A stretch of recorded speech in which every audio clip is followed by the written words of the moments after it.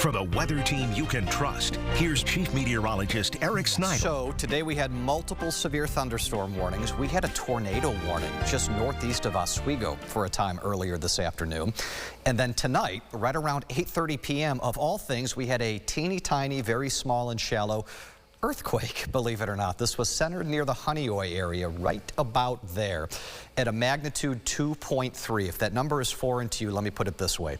The folks at USGS, when they plot these on their website, they don't even bother if it's under 2.5. So because it's shallower earthquakes tend to be more liable to be felt. It wouldn't shock me if there were maybe a few folks in a very small radius around the epicenter of this who maybe felt some very light shaking or heard a sound.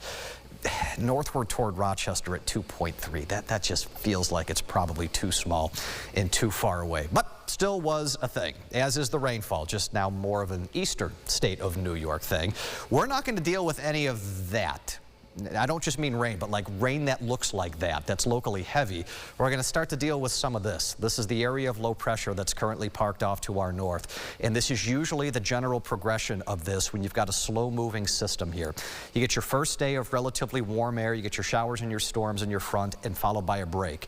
We're in the break right now. Tomorrow is where the break comes to an end. Right now, you're already feeling the difference. We're at 48 degrees, wind out of the west at 11 miles per hour. We'll probably be close to 48 degrees again tomorrow for a high, and we're going to be roughly in the 40s pretty much all day long. Let's say you've got plans to go to Lilac Fest or just do some yard work. You want to get outside tomorrow.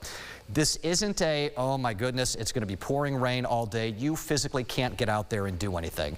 What it is a, do I want to get out there and do anything? You're going to be wearing the bigger coats here, that spritzy mist and drizzle and a northerly wind that kicks in into the afternoon. Not doing us any favors. We get through tomorrow to be able to get to the rainbow at the end of this, and that rainbow will be highs in the 60s with some sunshine. Redeveloping into Friday afternoon, and that's just the beginning. You like that. You're going to love what happens after that. Our troughiness, this pattern that's been lingering for the last few weeks, is finally going to relent, and we're going to do a little flip-flopping here with our friends out west. This is our trough ridge pattern, like 20,000 feet up. You get a lot of commercial planes that are flying at that altitude. This is what kind of showcases our overall weather, and that dip, that U-shape, that's going to be the problem for folks off to the west. That's the cool air. That's the unsettled weather. We finally get in on some much warmer air, and you're really going to get some much warmer air into early next week. We showed you the Euro model yesterday. What I love as a weather guy, as a meteorologist, to see is consistency with computer models. When we see consistency, we gain confidence that it's actually going to end up happening. And our confidence right now is that 84 looks pretty reasonable on Monday, and you may be close to that again, believe it or not, on Tuesday. Let's not just skip right through the weekend. We're going to get rain this weekend.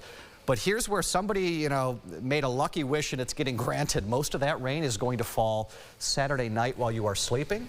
So partly cloudy and 70s during the day on Saturday, partly cloudy and 70s again on Sunday. And then we all go swimming and welcome summer by Monday.